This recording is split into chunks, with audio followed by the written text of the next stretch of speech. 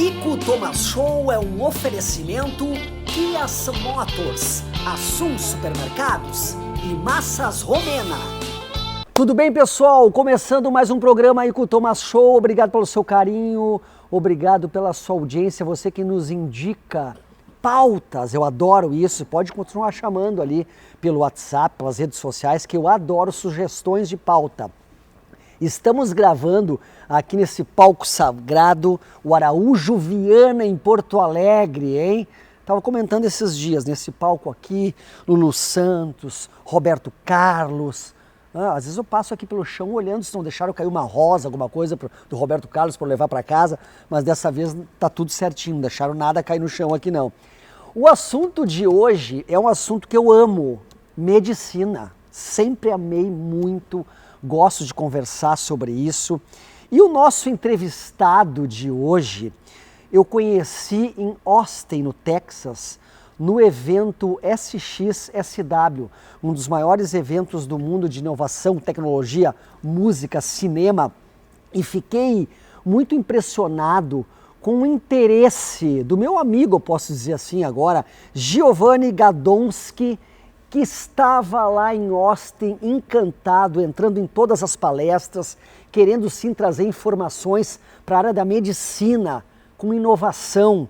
Primeiro eu quero te agradecer muito ter vindo até aqui e parabéns por esse teu interesse, cara. Eu vi que tu estava muito engajado lá em trazer coisas de inovação, novidades para os teus alunos. Parabéns, hein? Obrigado, muito obrigado pelo convite, foi um prazer te conhecer pessoalmente, né? Já conhecia pelo teu trabalho, que muito aliás obrigado. É muito legal. Muito obrigado mesmo. E foi um evento incrível, né? O que a gente pôde vivenciar lá. Que legal mesmo, né? Às vezes as pessoas perguntam assim, o que tu mais aproveitou? Foi ter vivido. Sim. Tu tá num ambiente de inovação, onde as pessoas respiram inovação. Sim. Então tu te inspira a fazer coisas inovadoras, ao mesmo tempo tu vê o que deu certo, o que não deu muitas vezes, né? Eu assisti coisas lá de pessoas que não deu tão certo assim e que a gente pode ir por esse caminho, não quer dizer que é novo, que é melhor, né? E viver essa experiência foi incrível. Claro que eu me interessei mais pela área da medicina, mas as coisas que eu mais me impactei foram aleatórias. Por exemplo, um dia eu entrei numa palestra sobre fofoca. Interessante. Aí, tipo, o que estão falando aqui? Eu entrei no lugar errado, na verdade. E aí uma mulher, né, com toda a propriedade, que escreve sobre isso, que pesquisa sobre isso, falando sobre fofoca. O lado bom, o lado ruim, como que a gente pode se portar frente a uma fofoca que chega pra gente, sabe? Então, coisas que me encantaram. Tudo é válido. Tudo é válido. Tudo mexe com a nossa vida, né? Exatamente. Na realidade, no SXSW, qualquer sala que tu entrar, tá valendo. Tá valendo mesmo, né? Eu fui no baterista do Metallica. Isso. Tipo, eu não sou roqueiro, não. O ponto de vista que ele traz da interação, por exemplo, do fã com a banda, enquanto eu ouvia ele falar, eu pensava, mas cara, isso é comunicação. Isso é o que o médico tem que fazer com o paciente. Todos os dias, é isso aí. E ele, o que ele queria? É estar acessível, é estar com o fã perto. E eu pensava, pô, nós temos isso na nossa profissão todos os dias. Que legal. Por que a gente vai ser afastado do paciente? Por que a gente vai falar um linguajar que ele não entende? Né? Aproximar mais, humanizar mais a medicina. Então, assim, tu consegue fazer paralelos com coisas que, num primeiro momento, não tem nada a ver. Porque tu vai lá e começa a pensar, tipo, pô, isso aí eu também faço de outra maneira, claro, né? Mas é incrível. Não, é incrível, vale a pena, pessoal, SXSW. Eu assisti a Michelle Obama falando sobre felicidade, que cara. Legal. Não, sensacional. Realmente é algo que muda a tua vida, vale a pena. Mas, meu amigo Giovanni, temos tantas coisas para falar. Eu achei tão interessante, até a gente comentou isso lá no Texas, a respeito, claro, tu é professor de medicina da PUC, aqui no Rio Grande do Sul, e tu é um agente de inovação da Escola de Medicina da PUC, tu fala sobre isso, tu foi lá estudar. Que legal essa iniciativa, parabéns PUC, parabéns Tecnopuc, que está tudo muito lindo lá, né? Essa é uma iniciativa do Tecnopuc, da PUC em geral, que eles decidiram por curricularizar a inovação. Incrível. Então todo aluno que passa pela PUC, independente do curso que ele faça, ele tem que ser exposto à inovação. E dentro da medicina, a gente criou uma disciplina de inovação, onde os alunos são convidados a identificar um problema que cerca eles, de qualquer natureza, e pensar uma solução inovadora para aquilo. Que maravilha! E aí, obrigado. E durante o semestre, a gente vai municiando eles de plataformas, ferramentas que eles usam para ver, primeiro assim, essa ideia para em pé, esse problema realmente existe? Existe um mercado para isso? Se daqui a pouco o cara quer empreender e criar alguma coisa dentro disso. E no final do semestre eles fazem um pitch, né, que é aquela fala curta lá de 3 minutos, defendendo a ideia deles. Então eu tenho um prazer enorme de compartilhar essa disciplina com outro professor da nutrição, o professor Giuseppe. Legal. E nós dois tocamos juntos e está cada vez mais legal, porque no começo os alunos queriam me matar. Né? Eles diziam, o que tem a ver medicina com esse negócio? Não tem nada a ver. E agora não, agora eles já entram na faculdade com um outro mindset, eles já entram pensando em empreendedorismo, né? Assim como tem ortopedista, tem patologista, tem médico empreendedor, tem médico gestor. E a gente tenta então trazer essas ferramentas para eles poderem crescer nessa área. Como tu descobriu a tua vocação para medicina? Como é que foi teu início, Giovanni? Bom, eu sou lá de Frederico Westphalen, né? Uma cidade pequena aqui no interior do Rio Grande do Sul. E como todo guri daquela idade, eu queria mesmo ser jogador de futebol. Olha só, e jogava bem uma bolinha? Enganava. Mas era zagueiro, era centroavante, era goleiro? Eu era um meia esquerda, assim, tentava jogar ali no meio campo, ataque. E aí, claro que tu começa a descobrir que aquilo lá é muito difícil, né? E o que eu via? Que os médicos, em geral, na cidade eram pessoas, assim, muito respeitadas, né? O meu pediatra, eu lembro de chegar lá em casa... eu lembro também. Né? De ter o teu pai e tua mãe, assim, preocupado contigo, chegar o cara, abrir a casa para ele, porque tu pensa, tu não abre a casa para qualquer um, né? Tu abre a tua casa para quem tu confia. Então, uma pessoa que tu confia... Chega lá, examina teu filho, tu bota teu filho nas mãos desse cara e ele analisa e te diz, faz isso aqui e tu segue. Então eu achava aquilo mágico. Pensava, como é que pode, né? Alguém chegar aqui, abrir, entrar e fazer. E tinha uma qualidade de vida boa, as pessoas respeitavam e eu sempre fui muito curioso. Eu me lembro na 7ª série, quando tinha aquelas aulas de ciências, o corpo humano. Sim. Né? Eu lembro do livro, Corpo Humano. E aí... eu pensava assim, como é que eu tomo um remédio para dor e como é que o remédio sabe que a minha dor é na ponta do dedo do meu pé? Sensacional. Pô, tu já pensava coisas interessantíssimas, assim, cara. Eu tô tomando um remédio. Tá, mas o remédio, como é que ele sabe que a dor é na cabeça ou no pé? Pô, boa essa pergunta aí. Eu ficava como assim. Então eu sempre Agora eu te faço, e como é que sabe? Pois é. Na verdade, todos os processos de dor, né, de inflamação, eles são comuns a qualquer parte do corpo. Então aquele remédio vai diminuir aquele mecanismo, independente de onde que ele aconteça. Aí, então, claro. E eu tive o privilégio, eu sempre, a cadeira, a disciplina que estuda isso na medicina chama fisiologia, que é como os órgãos, as coisas funcionam normalmente. E eu tive o privilégio no meu doutorado conhecer um dos pais da fisiologia, que é o Dr. Guyton, que é um cara que escreveu o livro de fisiologia, quem for assistir aqui que sabe, que estudou medicina. E eu fui fazer o meu doutorado nos Estados Unidos e ele estava vivo ainda. Olha só! Então eu assisti alguns seminários com ele, já estava bem idoso, mas lúcido. Então aquilo foi muito inspirador para continuar estudando, porque para tu entender de patologia, de doença, né, coisas que não funcionam, tu tem que entender primeiro como funciona. Então fisiologia é uma coisa que me encanta e a minha escolha pela minha área específica da medicina, a nefrologia, que é dos rins, passa muito por isso, porque a fisiologia renal é uma coisa incrível, é mágico. Imagina tu tomar água, comer sal, comer potássio, magnésio, cálcio, e alguém tem que ler tudo isso e dizer, isso aqui vai para fora, isso aqui fica, essa proporção de água e sal está aqui. Incrível. E tudo isso tem uma explicação fisiológica. Então eu me encantei por essa área, sou nefrologista, convicto e adoro o que eu faço. Tá, tu lida ali com hemodiálise, coisa e tal, e rins. É um trabalho que tem que ter muita concentração e foco, né? É incrível. Exatamente. Eu acho lindo o que tu faz. Sim, lindo. eu acho maravilhoso, porque a hemodiálise ou a diálise peritoneal, que é uma outra maneira de também limpar o sangue, e o próprio transplante renal, a gente lança a mão quando o paciente já passou de todas as fases que a gente consegue ainda conservar o rim.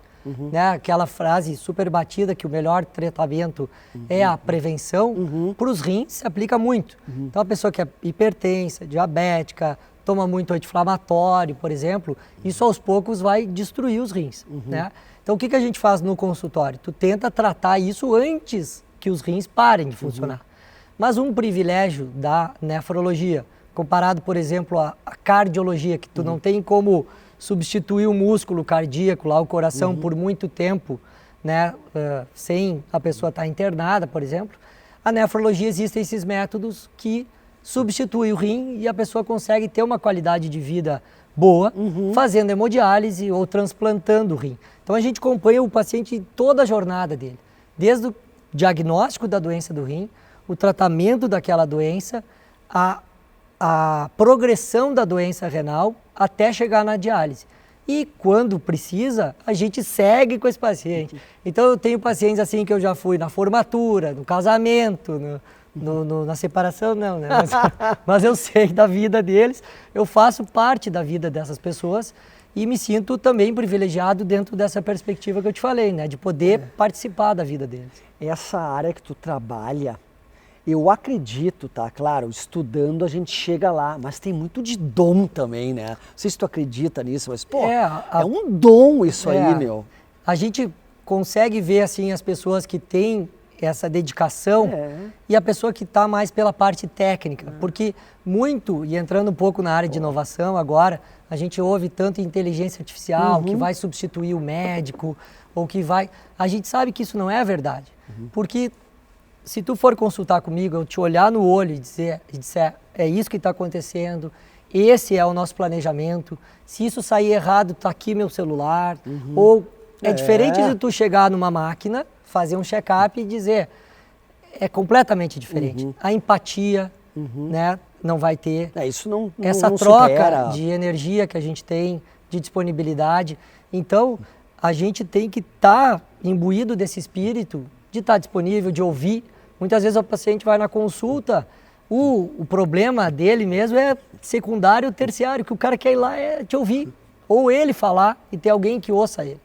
Né? E isso, às vezes, a gente está perdendo um pouco, né? Com esse mundo tão fluido, tão rápido, que passa tudo tão depressa, que as pessoas têm dificuldade de se concentrar, né? E que daqui a pouco perde um pouco. Então, nesse sentido de dom, eu acredito que sim. Mas a medicina mudou muito, né? Como quase todas as profissões. Mas, por exemplo, antigamente o médico tinha que ser somente muito bom médico. Meu pai era um médico e eu acompanhava muito isso, né? Hoje em dia, além disso, a pessoa tem que estar ali nas redes sociais, a pessoa tem que falar, porque, não sei se eu estou falando uma besteira, mas antigamente um médico bem quieto estava tudo certo, se ele fazia as coisas certinhas.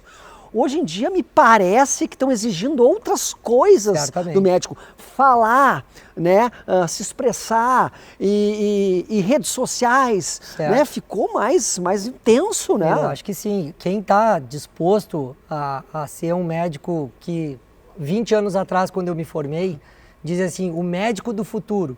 O médico do futuro é um cara que vai ter que ter boa capacidade de comunicação. Pois é. Inclusive lá na PUC, a gente tem, os alunos mesmos organizam workshops de soft skills, que eles chamam, que a comunicação é a maior dela. Olha só, hein? Porque imagina tu ou um familiar teu precisando receber uma notícia ruim, né? Um câncer ou um prognóstico muito ruim. A maneira como tu vai falar olha só, muda gente. tudo, né? Muda completamente. Então a gente tem técnicas para isso. Técnicas, por exemplo, que tu tem que organizar o ambiente, que muitas vezes os alunos não se dão conta. Tu vai falar com uma pessoa sobre isso, vai falar em pé no corredor, ou então quando a gente está atendendo os pacientes do SUS, que tem mais de um no quarto, vai dar uma notícia dessas no meio dos outros pacientes, ele deitado, tu em pé, ao contrário, isso, ele deitado, tu em pé, não, vamos chamar esse paciente para a sala, vamos ficar no mesmo nível, vamos olhar no olho. Meu Deus. Então, essas habilidades, não quer dizer também, eu até demorei para entrar nas redes sociais, porque eu tinha esse preconceito que quem estava em rede social era quem tinha cura mirabolante, queria vender coisas, né? E eu comecei a ver pessoas sérias falando seriamente sobre isso e que tem um público que está interessado nisso. E resolvi começar também a fazer justamente para me comunicar com meus alunos, com meus pacientes e vira e mexe situações, por exemplo, como evitar a infecção urinária.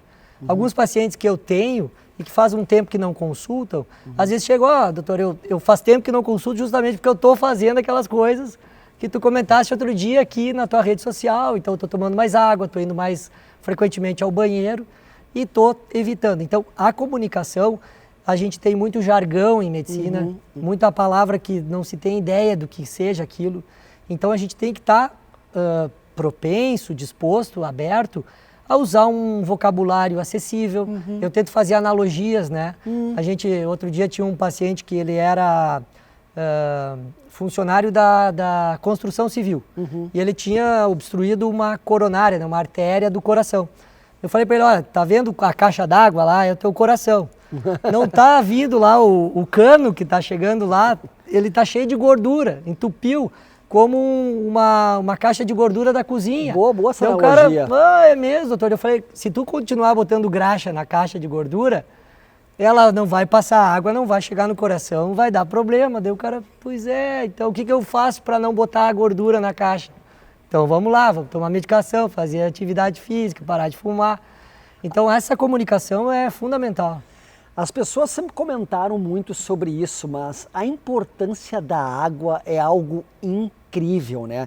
Eu passei a tomar mais água nos últimos anos, eu não tomava muito. Claro, tu não pode esperar estar com sede, né? Exato. Eu tô fazendo o seguinte, eu acordo e já tomo água, porque eu sei que a gente perde muito líquido durante a noite. Vamos até tomar um gole, fazer um brinde? Vamos fazer um brinde aqui, ó. Brinde, e a água aqui, tá? É água, tá? Aqui, ó. Mas um vinhozinho também faz bem pro coração. Também, com moderação, com moderação. Né? Tá valendo. Mas a importância da água, né? Eu lembro quando eu era pequeno, a minha avó me dizendo, né? Porque eu não tomo refrigerante, já faz alguns anos, tá? Bom. E a minha avó dizia, não tem que estar tomando refrigerante, naquela época ela já dizia, tem que tomar água. Só o que limpa por fora, limpa por dentro. Boa. Toma um banho de refrigerante e vai pro sol, ela me dizia. Fica no sol. Agora toma um banho de água e vai pro sol, aí tu vai ver o que acontece lá dentro. Boa. E eu, puxa vida. Essa aí eu vou aplicar. Essa é boa, né? Só o que limpa por fora, limpa por dentro, cara. Eu gostei dessa analogia. Essa é incrível. Mas é verdade. Mas a importância. A gente sabe assim. Como é daí tomar água? Os rins são os órgãos que controlam a quantidade de água que a gente tem no corpo, né? Então isso também faz a gente estudar muito isso. E a gente sabe que mais ou menos em torno de 60% de toda a nossa compartimento corpóreo, né, de tudo que a gente é formado, é água. Então, se mais da metade do teu corpo é água, tu tem que manter um balanço. Eu gosto, de novo, das analogias e falo que é como um saldo bancário. A gente tem que manter o saldo neutro, né? Se tu acumular muito, também pode dar problema. Se falta, nem se fala. Então, o que acontece? Às vezes as pessoas perguntam assim, quanto que eu tenho que tomar de água por dia? Vai depender. Aquele cálculo de 2 litros, por exemplo, é muito aproximado e não é exatamente para todo mundo. Se o peso da pessoa é muito menor do que a média ou muito maior que a média, o volume de água também tem que acompanhar. A gente faz um cálculo por cima, mais ou menos de 30 ml por quilo por dia. Então, um cara de 70 quilos vai dar ali mesmo uns 2 litros e 100. Só que se esse cara for um padeiro, o balanço dele, ele está gastando muito mais. Então, ele precisa equilibrar. Agora, se esse cara trabalha num ambiente climatizado, se ele mal se mexe no escritório, a perda de água dele vai ser menor, talvez ele não precise tomar tanta água assim.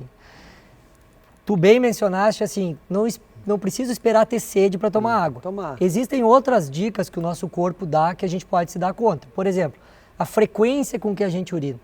Né? Daqui a pouco tu começa aqui hoje e lá no fim da tarde tu te dá conta que tu não urinou, alguma coisa está errada.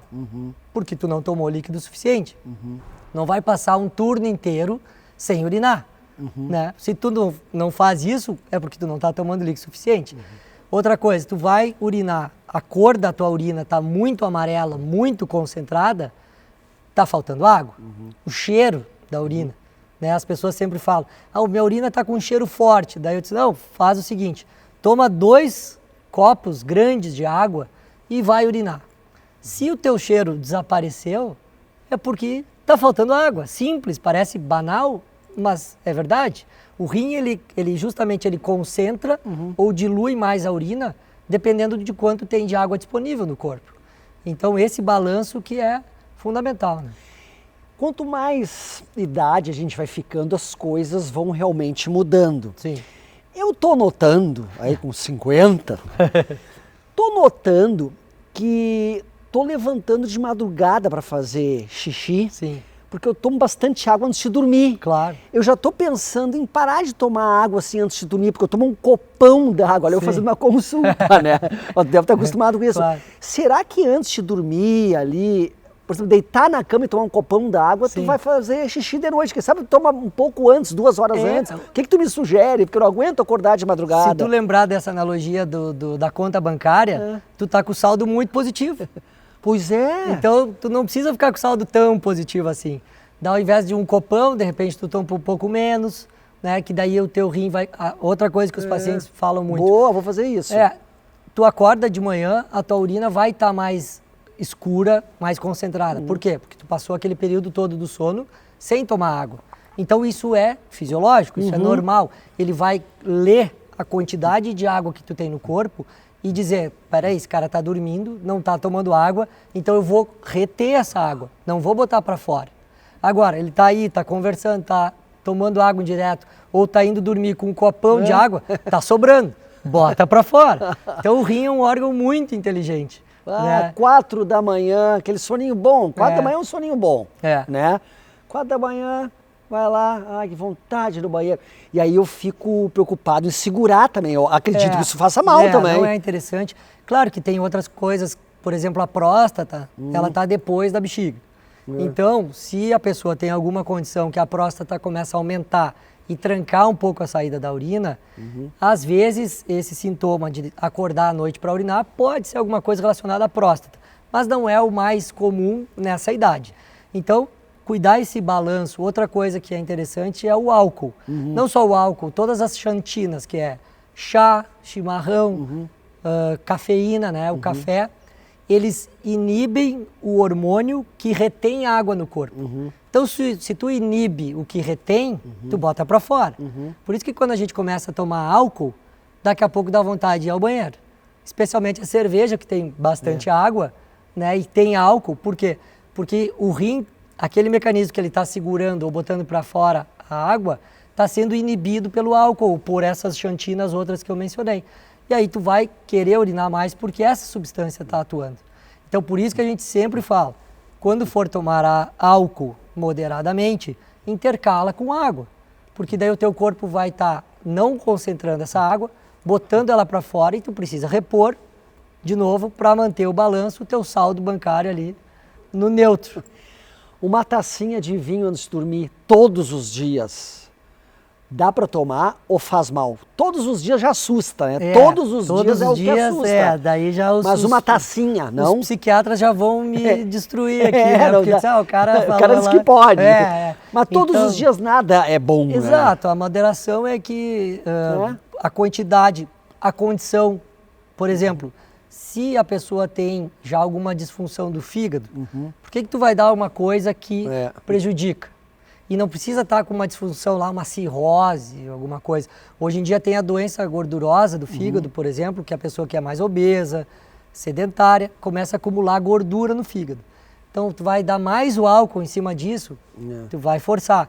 Então, tudo que é muito generalizado, a gente fica desconfortável, né? Doutor Giovanni Gadonski, eu quero saber a respeito da plataforma. Tu tem uma startup muito legal. Tu que inventou toda essa história, quantas pessoas tem na equipe, me conta o que é, que eu achei interessantíssima a ideia. Bom, isso surgiu algum tempo atrás, ainda antes da pandemia, né? Eu como médico, nefrologista, eu também sou pesquisador lá no Centro de Pesquisa da PUC. Então, o que o pesquisador pode fazer? Ele conduz o estudo clínico, aquele que é patrocinado pelas indústrias, para ter, assim, acesso a tratamentos inéditos.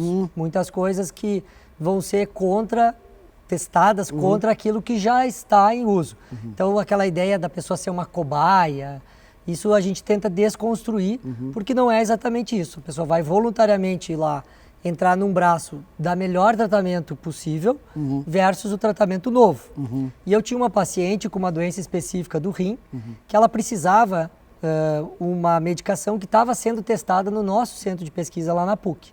E eu pensei, olha, tu pode entrar nesse estudo e se beneficiar disso. Só que naquela ocasião, o estudo já estava fechado para entrar novos pacientes. E eu pensei, ela vai se beneficiar muito disso, vou botar ela em outro centro.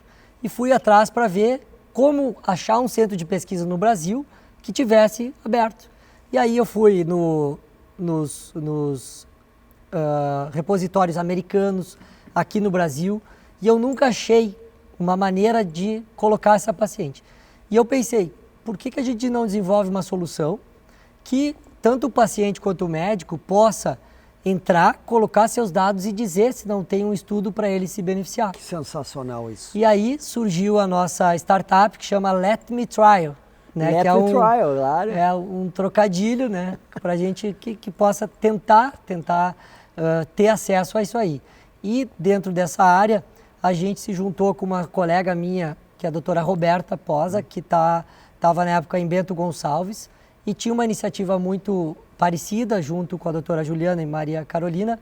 Eu e o meu sócio, o doutor Matheus, nos unimos para poder fazer então uma plataforma onde a gente investiu na tecnologia e que tanto o médico quanto o paciente pode colocar os dados e na área de oncologia e hematologia encontra no Brasil, a gente mapeou mais de 200 centros de pesquisa, onde todos os estudos que estão ali disponíveis, a pessoa pode encontrar baseado na condição dela.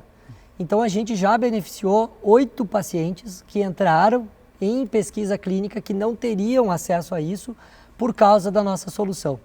Além disso, tanto para o governo quanto para as operadoras de saúde, isso representa uma economia muito grande.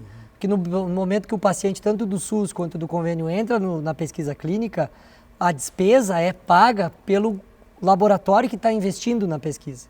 Então é uma equação que é boa para todo mundo.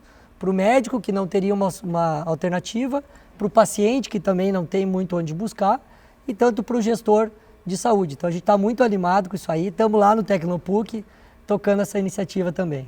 Sensacional, doutor Giovanni, um grande amigo, um parceiro que encontrei no SXSW em Austin, no Texas, esse evento maravilhoso. Já vamos nos programar para o ano que vem, né? Porque estava muito divertido, né? Estava muito divertido, tanto a parte científica quanto a parte social, né? Ah, muito legal. De cruzar com pessoas como tu, assim. Ah, foi muito legal, né? Foi muito legal. E também da parte artística, de bandas que tocam na rua, né, de lançamentos de produtos. A gente teve a oportunidade de ver aquele carro voador, né? O carro voador, lembra? Muito legal, que é um grande drone, né, que podia... Pena que não deu para voar aquele dia. Né? Naquele dia tinha muito vento e não voou, mas quase que voamos quase nele. Que voamos. Para encerrar o programa, eu falei que passa muito rápido aqui. Eu queria que tu explanasse o que tu acha que vai ser muito em breve, né, inteligência artificial e medicina. O que tu pensa para daqui a pouco, 1 ano, 2 anos? Acho que é agora. Já está acontecendo. As pessoas perguntam assim, o que vai acontecer? Não, já está acontecendo. E o que tu está vendo? O que eu estou vendo assim, em áreas específicas como radiologia. Sim. Na própria pandemia, ali na PUC, a gente atendeu muito Covid. E tinha muita gente que chegava e a gente tinha que fazer diagnóstico para ver se era Covid ou não. Olha só. No começo, nós não tínhamos testes para medir, né, naquele swab ou secreções que pudesse. Então, se ensinou os computadores a ler tomografia. E eles já te davam um pré-laudo, um pré-interpretação, dizendo assim, ó, isso aqui provavelmente é Covid. Olha só. Então isso lá, quantos anos atrás, já que eu já me perdi, porque parece que ficou um buraco na nossa cabeça da pandemia, mas de lá para cá isso vem aumentando muito. Então em áreas como radiologia, dermatologia, com leitura de lesões, para dizer quanto a possibilidade daquilo ser um câncer ou não, oftalmologia, né? Na própria nefrologia, a gente fez estudos programando assim, se esse paciente chegar com tanto de peso para perder na hemodiálise ou com a pressão tanto, a chance dele passar mal é muito grande, muito em medicina preventiva. Então lá no SXSW também eu tive a oportunidade de ver um pesquisador que através de computação quântica, que é uma coisa louca até para a gente entender o que é esse troço. Muito louco. Só entendi que a velocidade de processamento é muito alto. Ele conseguia estudar, por exemplo, moléculas ou receptores, né, que são chavezinhas que tem na superfície das células de câncer, por exemplo, onde ele desenvolvia, através da computação quântica, uma fechadura para ligar naquela chave e fazer aquela célula morrer. Então, desde a conformação química, quanto a física propriamente dita, do tipo de anticorpo, ou de tipo de estrutura que tem que ligar naquilo ali, os caras conseguem desenvolver com a inteligência artificial.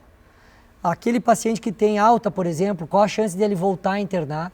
O cara que bate na emergência, qual a chance desse cara infartar? Então, a gente está usando a inteligência artificial para um monte de coisa. Até para consultas. A gente, né, fala do consultório. Antigamente tinha aquela postura do médico, né, que tem que ser um bom comunicador, que dizia: quem é o médico aqui? Sou eu ou é você?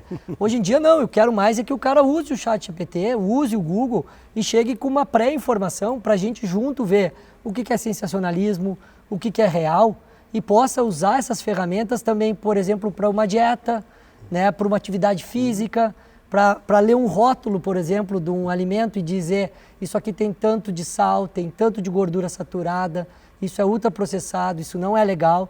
E eu tenho aplicativos, soluções que eu uso e indico para os meus pacientes, inclusive, de coisas que usam inteligência artificial para essas múltiplas aplicações. Então, não é quando vai acontecer, está acontecendo. Estamos vivendo o futuro, vivendo. Que maravilha.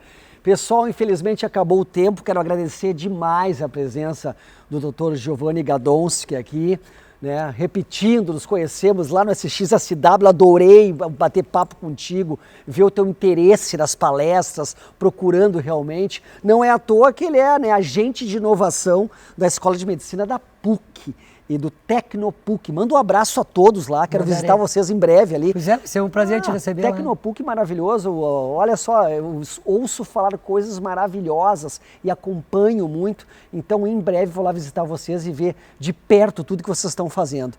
Muito obrigado pelo teu carinho, viu, e obrigado por participar aí. Muito obrigado pela oportunidade de estar nesse palco sagrado aqui, né, o astral desse lugar é sensacional, então obrigado pelo privilégio de poder viver essa experiência. Isso aí então, pessoal, o Ico Thomas Show volta na semana que vem em Juízo e até mais.